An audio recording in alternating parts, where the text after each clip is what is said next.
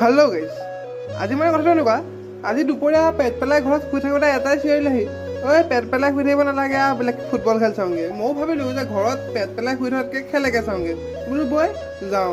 এতিয়া সেয়েহে আমি খেলপথাৰ পাই গ'লোহি। আমি পোৱাৰ আগতে আকৌ জনগণ মনধি গা আজৰি কৰিলে।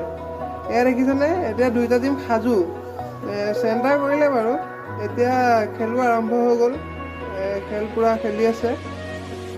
তাকে টিম দুটাহে, প্ৰথম এটা হৈছে গৰং আৰু আনটো বাৰু পাহৰিলোঁ দিয়ক, একো নাই, হৈ যায়। এয়া খেল পূৰা আৰম্ভ হৈ আছে, খেলি আছে। এটা কথা, খেলখন ইমান এটা ৰস লগা নাই, দুইটা টিম উইক, এটাও ভাল খেলা নাই। নীলাটোৱে এতিয়ালৈকে 2টা গ'ল দিলেই। এইখনেই হৈছে আমাৰ হাইস্কুল খেলপথাৰ, মানে চিলাতলি। ইয়াৰ ছাইডত থকা স্কুলখনতে মই পঢ়ি মেট্ৰিক পাছ কৰিছিলোঁ।